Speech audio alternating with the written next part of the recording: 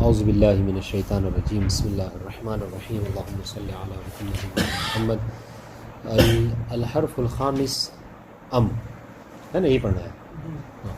وہی لطلب التعین بعد حمزۃ الاستفہام نحو ادرست الفقہ ام النحو. بات چل رہی تھی ہم اپنے فائدے کے لیے بتا رہے ہیں کیونکہ آپ نہیں دیکھا. ہماری بات چل رہی تھی عطف کے حوالے سے. تو عطف کے حوالے سے انہوں نے ذکر کیا کہ عطف کی دو قسمیں ہیں. عطف جو کہ عطف بیان ہوتا ہے اور عطف جو عطف نسخ ہوتا ہے. عطف بیان کسے کہتے ہیں؟ عطف بیان کہا کہ ایسا تابع ہے کہ جو ایک تو جامد ہوتا ہے ٹھیک ہے، اور وہ اپنے مطبوع کی جو کیا ہے تربیت کرتا ہے، ٹھیک ہے نہیں.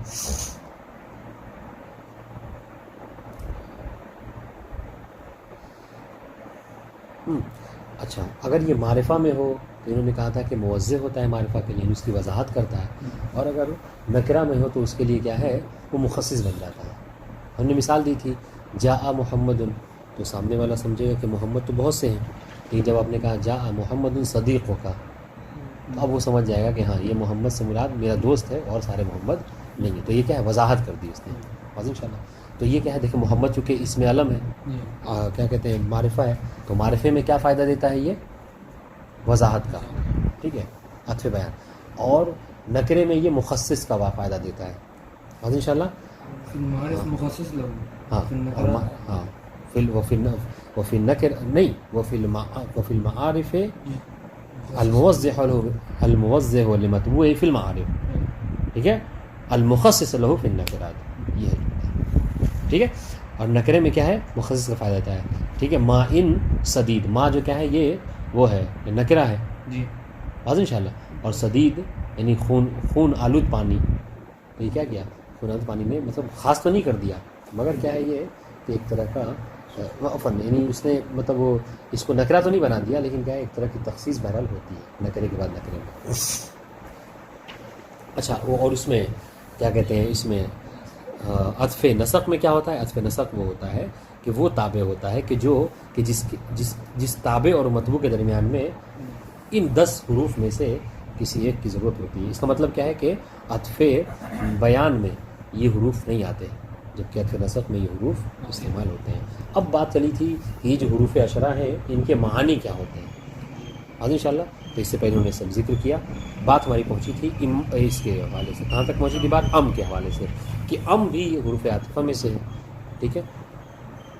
تو اس کا معنی کیا ہوتا ہے؟ کہہ رہے کہ یہ آتا ہے لطلب التعین بعد حمزۃ الاستفہام، استفہام کے بعد حمزہ استفہام کے بعد یہ معین کرنے کے لیے آتا ہے، مشخص کرنے کے لیے آتا ہے. جیسے مثال دے رہے ادرست الفقہ ام النحو، ٹھیک ہے، یعنی آپ نے فقہ پڑھی ہے یا نحو پڑھی ہے ان شاء اللہ. تو دونوں میں سے کوئی ایک ہی ہے، تو اس کی تعین کے لیے طلب کیا جاتا ہے کہ آپ نے کیا پڑھی ہے، ٹھیک ہے، فقہ یا ہاں جی. 6 نمبر اما، یہ بھی حروف عشرہ میں سے ہے، بشرط ان تسبق بمثلها ان شاء اللہ. وهي مثل او فی المعنیین نحو قوله تعالی فشدوا الوثاق فإما منا بعد وإما فداء ونحو تزوج اما ہندا واما اختها. ہاں کہہ رہے کہ اما جو ہے یہ بھی کیا ہے حروف عاطفہ میں سے ہے، ٹھیک ہے. البتہ یہ کب ہے؟ یہ اس وقت ہے کہ جب اما کی طرح ایک اور حرف جو کیا ہے اسی جملے میں ہو، یعنی 2 اما آتے ہیں بشرط ان تسبق بمثلها، اس شرط کے ساتھ کہ اما سے پہلے ایک اور اما آیا ہو، تب جا کے کہتے ہیں یا تو یہ یا پھر یہ.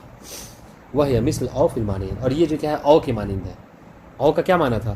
او تخیر اور اباحت کا معنی دے رہا تھا، ہے نہیں. تو یہاں پہ اما بھی جو تخیر اور اباحت کا معنی دیتا ہے. نحو قوله تعالی فشدوا الوثاق فاما منا بعد واما فداء. تو محل شاہد کیا دیکھیے، ایک اما ہے، ٹھیک ہے، اس سے پہلے بھی ایک اما گزر چکا ہے ان شاء اللہ. اس طریقے سے تزوج اما ہندا و اما اختها. تو پہلے والی مثال جو کیا ہے سنیے، یہ فشد الوثاق فَإِمَّا مَنًّا بَعْدُ وَإِمَّا فِدَاءً، یعنی جب دشمنوں سے ملو، جب دشمنوں سے مقابلہ ہو تو پہلا وظیفہ تو یہ کہ اس کی گردنیں اڑا دو، ٹھیک ہے، ٹھیک ہے، اور جب وہ زخموں سے چور ہو جائیں تو فَإِمَّا مَنًّا بَعْدُ وَإِمَّا فِدَاءً، تو یا تو ان پر احسان کر کے چھوڑ دو، ٹھیک ہے، یا پھر جو کیا ہے ان سے فدیہ لے لو۔ یہ یہاں پر او کا معنی دے رہا ہے، یعنی کیا، یعنی اختیار کا، یعنی تخیر کا معنی دے رہا ہے، ٹھیک ہے۔ اس طریقے سے نحو کیا کرے، تزوج اما ہندن و اما اختہا، واضح انشاءاللہ۔ تو پہلے والی مثال کیا ہے کہ پہلے والی مثال اباحت کی ہے کہ دونوں ممکن ہے کہ زخموں سے چور کر کے ان کو کیا کرنا ہے، ان سے وہ احسان کریں یا پھر ان کو کیا ہے فدیہ لے لیں۔ لیکن دوسرا والا معنی جو کیا ہے، یہ تخیر کا ہے، دونوں ایک ساتھ جمع نہیں ہو سکتے، یعنی دو بہنوں سے ایک ساتھ شادی نہیں کی جا سکتی۔ بل جو ہے کیا، یہ اضراب کے لیے ہے۔ اضراب کسے کہتے ہیں؟ اضراب کہتے ہیں معنی ہو جعل ما قبلها فی حکم المسکوت عنہ، واضح انشاءاللہ نا۔ ہم جیسے اردو میں کہتے ہیں نا، اردو میں کہتے ہیں کہ ابھی دروازے کی آواز آئی تو آپ نے کہا کہ میں نے کہا کون آیا، آپ نے کہا وسیم آیا، پھر آپ کی ایک دم سے نظر پڑی، کہا نہیں بلکہ منظور آئے ہیں۔ تو اب یہ جو دو نام لیا آپ نے، تو اب میں کیا سمجھوں گا کون آیا، یعنی آپ کیا کہنا چاہ رہے ہیں، منظور یا وسیم؟ یہاں ہے بھی کہ نہیں؟ منظور، چونکہ لاسٹ منظور کا ہے، تو اس کو ہم اسی کو عربی کی اصطلاح میں اضراب کہتے ہیں۔ اضراب یعنی کیا مطلب، یعنی پہلے والے کو بحکم مسکوت ان قرار دینا، گویا کہ آپ نے وہ بولا ہی نہیں ہے، گویا کہ وسیم آپ نے بولا ہی نہیں، یعنی گویا آپ یہ کہنا چاہ رہے ہیں، سوال کا جواب یہ ہوا کہ کون آیا، تو گویا آپ شروع سے ہی کہنا چاہ رہے تھے کہ وہ آپ کے وہ آپ کے منہ سے نکل گیا ہے نہیں۔ اسی کو عربی میں اگر اسی بات کو جب آپ یعنی ڈھالیے گا کسی میں عربی میں تو اس کو اضراب کی اصطلاح کہا جاتا ہے۔ دیکھیے اب وہیا ومعناہ جعل، سنیے گا، جعل ما قبلها فی حکم المسکوت عنہ، ٹھیک ہے، جو ما قبل کا جو جملہ ہوتا ہے اس کو مسکوت عنہ کے زمرے میں ڈال دینا، جیسے کہ آپ نے منہ سے کہا تھا وسیم کہا تھا، یہ وہ ہے کہ آپ نے وہ کہا ہی نہیں، مسکوت عنہ ہے، خاموشی سے۔ نحو ما جاء محمد بل بکر، ٹھیک ہے، کہ محمد نہیں آیا بل بکر، ہاں، یعنی کیا مطلب، یعنی کہ محمد نہیں آیا بلکہ بکر آیا ہے۔ وَيُشْتَرَطُ لِلْعَطْفِ بِهَا شَرْطَانِ، اور اس کے ذریعے سے، اچھا مطلب بل کے ذریعے سے عطف کرنے کے لیے شرطیں ہیں، مطلب بنا شرط اس کو نہیں عطف کر سکتے۔ اس کی شرط کیا ہے کہ اول شرط ہے ان یکون المعطوف بها مفردا لا جملہ، کہ اس کے عطف کے لیے کیا ہے، گویا کہ آپ نے یہاں پر بل کیا ہے، ما جاء محمد بل عطف، بل حرف عطف اور بکر عطف ہے محمد کے اوپر، گویا جملہ کیا ہے، ما جاء بکر، یہ کہنا چاہ رہے تھے ہے نہیں۔ تو یہاں پہ کہہ رہے ہیں کہ اس کے عطف کے لیے اول تو یہ ہے کہ یہ ہمیشہ مفرد کے اوپر عطف ہوتا ہے، ایک بات، ٹھیک ہے، کہ معطوف بہا جو ہے کیا وہ ہمیشہ مفرد و جملہ نہ ہو۔ اور دوسری چیز کیا ہے، اللہ یسبق استفہام، کہ اس سے قبل جو کیا ہے کوئی حرف استفہام نہ آئے، بات انشاءاللہ۔ لا بھی جو کیا حروف عطف میں سے ہے، وہی تنفی اما بعدها نفس الحکم الذی ثبت لما قبلها، کہ لا جو ہے یہ نفی کرتا ہے اپنے ما بعد کے لیے اسی حکم کے حوالے سے کہ جس حکم کو اس سے ایک ما قبل جو کیا ہے ثابت کرتا ہے، ٹھیک ہے۔ جاء بکر لا خالد، بات سمجھ میں آ رہی ہے؟ لا اپنے ما بعد سے اسی حکم کو کیا کرتا ہے، نو کے جواب دیتا ہے، نہ کا منفی کا جواب دیتا ہے، جس کے لیے وہ کیا ہے اپنے ما قبل سے ہاں کا جواب دیتا ہے۔ جیسے آپ کہتے ہیں جاء بکر لا خالد، آپ یہاں ترجمہ کیا کریں گے، بکر آیا خالد نہیں ہے، ہاں، تو دیکھیں اب لا کے پہلے بات کیا ہے، لا کے پہلے کیا ہے، مثال میں لا کے پہلے بکر ہے اور لا کے بعد کیا ہے خالد ہے، تو دیکھیے جس بکر کے لیے مجیء کو آپ ثابت کر رہے ہیں لا سے پہلے، اسی مجیء کو لا کے بعد کیا ہے خالد کے لیے کیا ہے نفی کر رہے ہیں، منفی کر رہے ہیں، واضح انشاءاللہ، یہی فائدہ ہے۔ وہی تنفی اما بعدها نفس الحکم الذی ثبت لما قبلها، وہ حکم کہ جو لا سے پہلے ثابت ہوا ہے اسی حکم کو اپنے ما بعد کے لیے کیا کرتا ہے، یہ منفی قرار دے دیتا ہے۔ لیکن وہی لیکن بھی جو کیا حروف عطفہ میں سے ہے وہی تدل علی تقریر حکم ما قبلها و اثبات ضدہ لما بعدها. ٹھیک ہے، لیکن بھی کیا ہے حروف عطفہ میں سے ہے اور یہ دلالت کرتا ہے کس بات کے اوپر؟ علی تقریر حکم ما قبلها، کہ لیکن سے جو پہلے حکم ہوتا ہے اس کو کیا ہے، اس کو تقریر کے لیے، یعنی کیا، اس کو ثابت کرنے کے لیے ہے نا، اس کی تاکید کے لیے حضرت شاہ اس کو ثابت کرتا ہے. وہ اس بات و ضد ہی، ٹھیک ہے، لما بعدها، اور اسی حکم کو جس کو ثابت کیا ہے اسی کا ضد ثابت کرتا ہے اپنے ماں باپ کے لیے. مثال سے بات زیادہ واضح ہوگی. کہہ رہے لا احب الکسالى لیکن المجتہدین.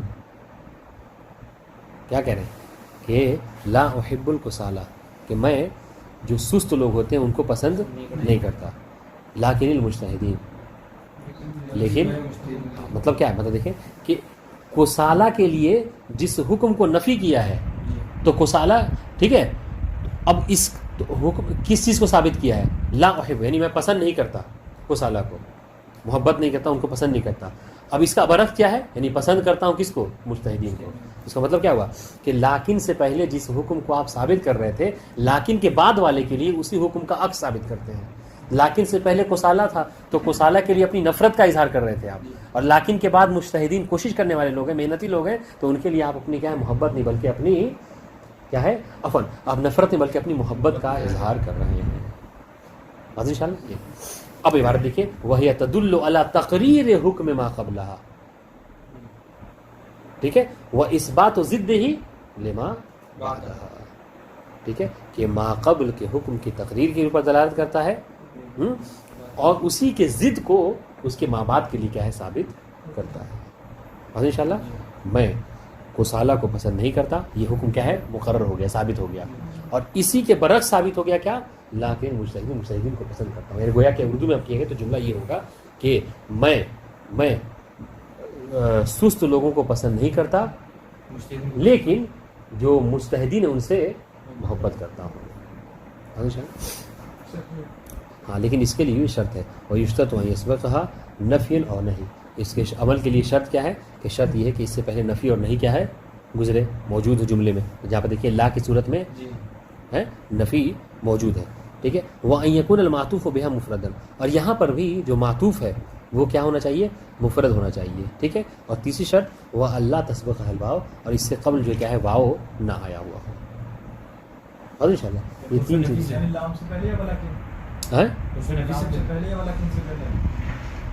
ہاں، اس لیکن سے پہلے وہ اللہ، یعنی لیکن سے پہلے واو نہ آیا ہوا جملے میں.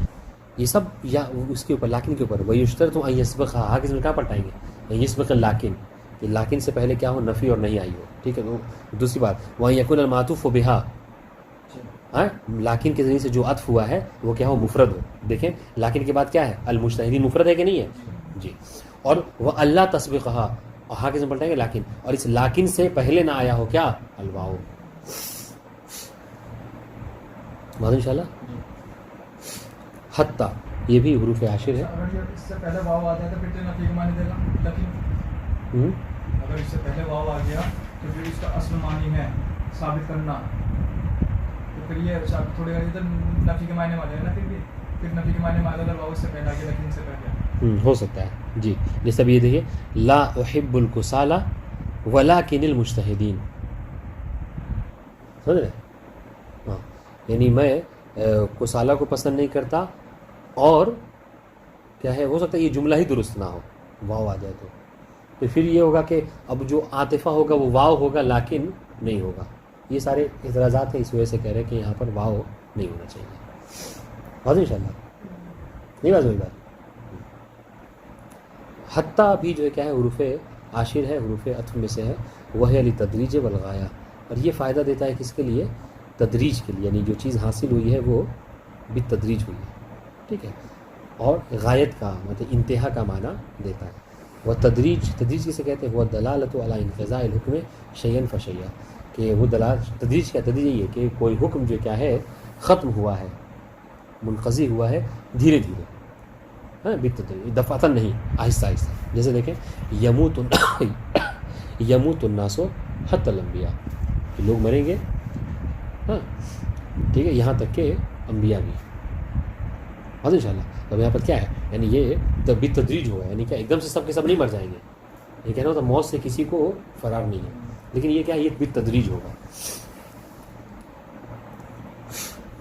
ان شاء اللہ. یا اس کا معنی آپ یہ بھی کر سکتے ہیں کیا, کہ یموت الناس حتی الانبیاء, یعنی لوگ مرتے ہیں, لوگ مریں گے یہاں تک کہ انبیاء بھی. یا الا غایہ کا معنی بھی وتاتی. اب دیکھیے, اب یہاں پر اگر عبارت پہ آئیے تو انہوں نے کیا کہا تھا, وہ حتی فی بعض الموارد کہا تھا عبارت مصنف نے, ہے نا. تو اسی کی وجہ بتا رہے ہیں, وتاتی حتی. حتی جس طریقے سے عطف کے لیے آتا ہے, اس طریقے سے حتی کیا ہے, ابتدائیہ کے لیے بھی آتا ہے, اور عاطفہ نہیں ہوا کرتا وہاں پہ. حتی حتی ابتدائیہ ہو اور عاطفہ نہ ہو. کب؟ اذا کان ما بعدہ جملہ, جب اس کے بعد کیا ہو, مفرد نہ بلکہ جملہ ہو. جب حتی کے بعد جملہ ہو تو پھر وہ کیا ہوتا ہے, وہ ابتدا کے لیے آتا ہے. جیسے جاء اصحابنا حتی خالد حاضر. ٹھیک ہے, ابھی حتی کے بعد جملہ ہے, خالد حاضر مبتدا خبر ہے, پورا ایک جملہ ہے. ماشاء اللہ. تو یہاں پر کیا ہے, یہ عاطفہ کا معنی نہیں دے رہا ہے. ان شاء اللہ. وتاتی جارہ, اس طریقے سے حتی جو کیا ہے, جارہ بھی استعمال ہوتا ہے عربی میں. نہ قول تعالی حتی مطلع الفجر, ولہذا قال المؤلف وحتی فی بعض المواضع. یہی وجہ ہے کہ مصنف نے کیا کہا ہے, حتی فی جمیع الموارد نہیں کہا ہے کہ عاطفہ ہوتا ہے, بلکہ حتی فی بعض الموارد. حتی جو کیا ہے, بعضی موارد میں ہوتا ہے, عطف کے لیے ہر موارد میں نہیں ہوتا. بس انشاءاللہ. اس کے بعد اس کو پڑھتے ہیں, حکم حروف العطف. بہت آسان ہے, بہت آسان ہے ایک دم بالکل. یعنی یہ ایسی چیز ہے کہ جو آپ کے ذہن میں ہے. کیا ہے حروف عطف کا حکم کیا ہے, یہ جو 10 معنی بتائیں اس کے حکم کیا ہے. یہ ہونا تو مفروض یہ تھا کہ ہم کل ہی اس کو ختم کر دیتے اس والے پوری بحث کو, لیکن بہرحال نہیں ہو پایا تھا. تو اس کا حکم کیا ہے حروف عطف کا حکم؟ یہ دیکھیے گا کہ جو تابع ہوتا ہے وہ اپنے مطبوع کی طبیعت کرتا ہے. کس چیز میں؟ یعنی اعراب کے حوالے سے. یعنی کیا مطلب, بہت آسان. دیکھیے وہ پوری بحث کا خلاصہ ہو گیا. یعنی تابع یعنی واو کے بعد, یعنی واو کہہ لیجیے, یا حروف عاطفہ کے بعد, حروف عاطفہ کے بعد جو تابع ہے وہ تابع ہوگا, ہے نہیں. وہ جو تابع ہوگا وہ اپنے مطبوع کی کیا کرے گا, پیروی کرے گا, اتباع کرے گا. کس چیز میں؟ ہاں اعراب میں. یعنی کیا مطلب, اگر مطبوع جو کیا ہے مرفوع ہے تو مرفوع, اگر منصوب ہے, اگر مجزوم ہے, اگر مجرور ہے, تو یہ 4 حالتیں جو اعراب کی ہیں وہ سب میں یہ پوری بحث ہے. بس اس کے بعد خالی مثال ہے. ٹھیک ہے. ٹھیک ہے. دیکھیے قال فإن عطفت على مرفوع رفعت.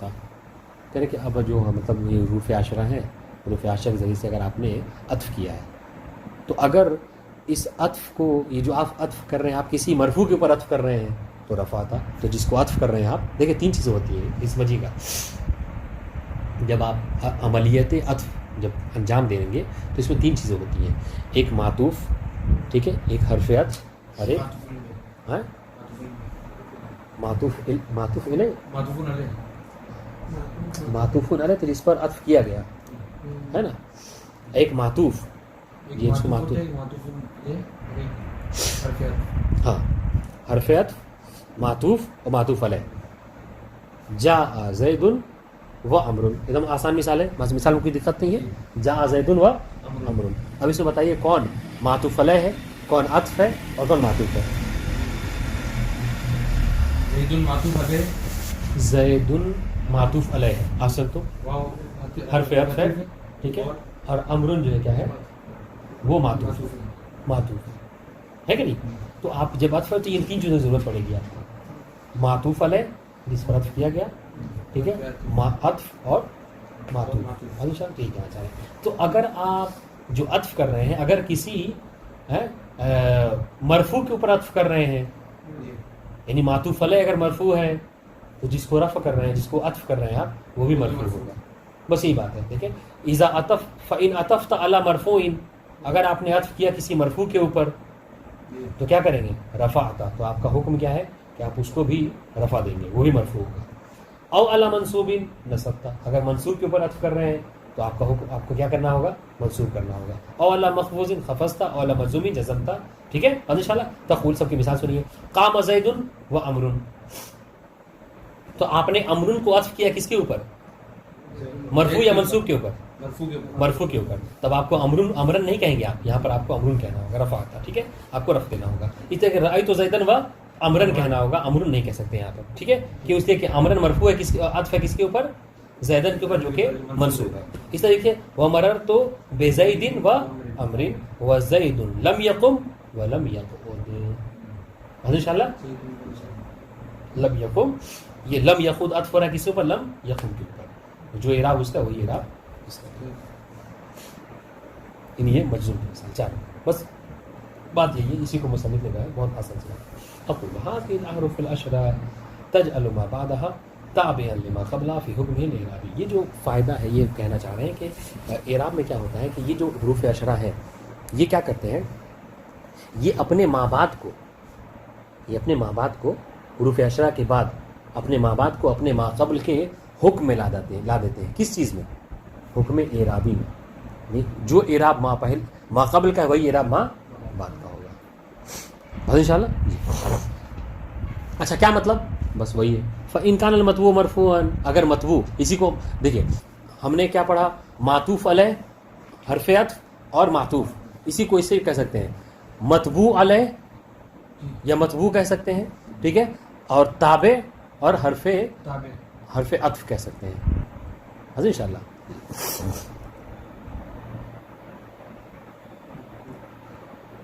دیکھیں فإن كان المطبوع، مطبوع یعنی کیا؟ معطوف علیہ، مرفوعا کان تابع مرفوعا، تو جو تابع ہوگا یعنی امر وہ بھی کیا ہے؟ مرفوع ہوگا.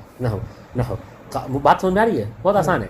قابلنی محمد و خالد، اس میں کون تابع ہے؟ کون بتائے گا؟ اس مثال میں تابع کون ہے؟ خالد تابع ہے. احسن تم. خالد تابع یعنی اسم فاعل، کیا یعنی طبیعت کرنے والا، پیروی کرنے والا. تو خالد ہے کہ جو محمد کی طبیعت کر رہا ہے، کس میں؟ حکم میں، اعراب میں، ٹھیک ہے. تو فخالد معطوف علی محمد، خالد کیا ہے؟ معطوف ہے محمد کے اوپر. والمعطوف علی مرفوع، اور مرفوع کے اوپر جو عطف ہوتا ہے وہ کیا ہوتا ہے؟ مرفوع ہی ہوا کرتا ہے. حکم بتا دیا. وہ علامۃ رفع ضمہ الظاہرہ، اور علامۃ رفع کیا ہے؟ ضمہ ظاہرہ ہے، ٹھیک ہے. وإن كان المطبوع منصوبا كان تابع منصوبا، اگر مطبوع جو کیا ہے؟ منصوب ہے، تو جو تابع ہوگا وہ بھی منصوب ہوگا نا. قابلت محمدا و خالدا، ٹھیک ہے، میں نے سامنا کیا کس سے؟ محمد اور خالد سے. اچھا یہاں پر دیکھیے خالدن کیا ہے؟ یہ تابع محمد کا، لہٰذا چونکہ محمدن منصوب ہے لہٰذا یہ منصوب ہے. فخالد معطوف علی محمد والمعطوف علی المنصوب منصوب، جو معطوف ہوتا ہے منصوب کے اوپر وہ بھی کیا ہوتا ہے؟ منصوب ہی ہوا کرتا ہے. وہ علامۃ نصب الفتحہ الظاہرہ، صاف آپ کو دکھائی دے رہا ہے. وإن كان المطبوع محفوظا كان التابع محفوظا. ان شاء اللہ مخفوظ مجرور. مثل نوع مررت بمحمد و خالد، فخالد معطوف علی محمد والمعطوف علی المحفوظ محفوظ. ایک ہی بات ہے. بات ان شاء اللہ سمجھ میں آ رہی ہے. وعلامۃ خفض الکسرۃ الظاہرہ، علامت خفض کیا؟ کسرہ ہے ظاہرہ. وإن كان، چوتھی بات، چوتھا ہے وإن كان المطبوع مجزوما كان تابع مجزوما ايضا، اور اگر مطبوع جو کیا مجزوم ہو تو تابع بھی کیا ہوتا ہے؟ مجزوم ہی ہوا کرتا ہے. نحو لم يحضر خالد او يرسل رسولا. بات ان شاء اللہ. تو اس مثال میں دیکھیں یرسل، دیکھیں اب یہاں پر خالدن معطوف علیہ او حرف عطف، اور یرسل جو کیا ہے؟ تابع کہہ لیجئے یا معطوف کہہ لیجئے.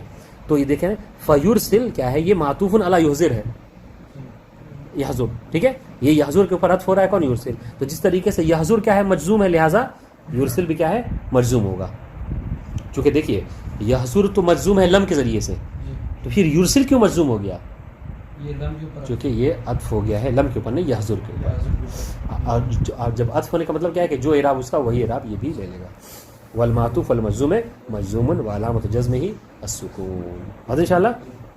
ومن هذه الامثله تعرف ان الاسم يعطف على الاسم وان الفعل يعطف على الفعل. اگر یہ مثالوں پہ آپ غور کریں گے تو آپ نے دیکھا ہوگا کہ ہم نے کہیں پر اسم کو فعل کے اوپر عطف نہیں کیا یا فعل کو اسم کو عطف نہیں کیا، بلکہ ہم نے یہ کیا کہ اسم کو اسم کے اوپر اور فعل کو فعل کے اوپر عطف کیا. اس کا مطلب کیا؟ اس کا مطلب ہم کو یہ بتانا چاہ رہے ہیں کہ اسم ہمیشہ اسم کے اوپر معطوف عطف ہوتا ہے اور فعل ہمیشہ فعل کے اوپر ہوتا ہے عطف ہوتا ہے.